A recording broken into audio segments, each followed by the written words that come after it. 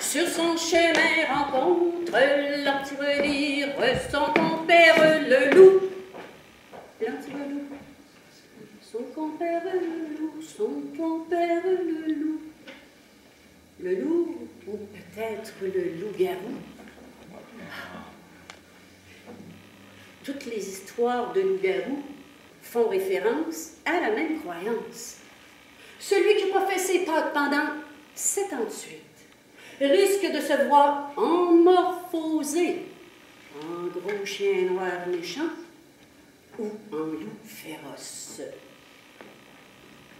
Dans le village, tout le monde savait ce que c'était qu'un loup-garou, même si personne n'en avait jamais vu.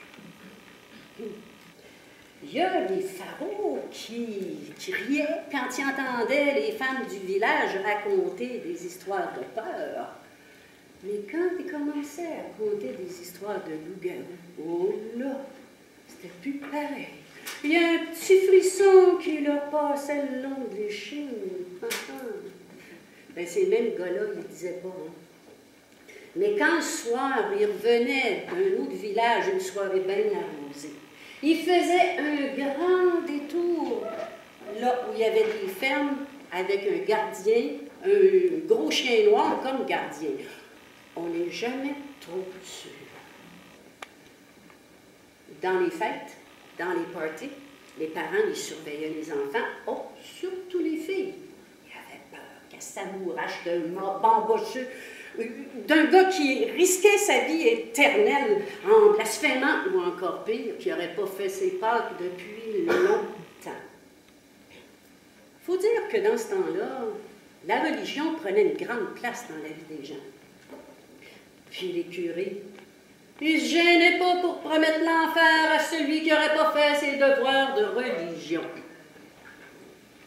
Ben, il y en a un, quand même, qui a vu un loup-garou, puis de proche, on parle de ça.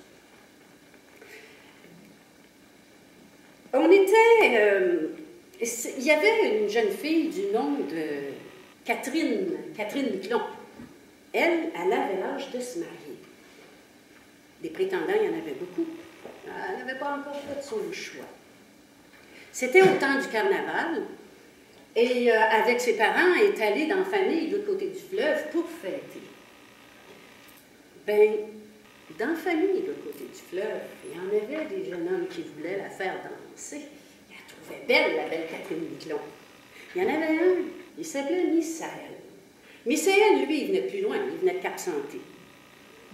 Ben, Misaël, il l'a fait danser 10 fois plus tôt qu'une. Elle y avait tombé dans l'œil quelque chose de rare. Et il a même offert de la ramener après la soirée.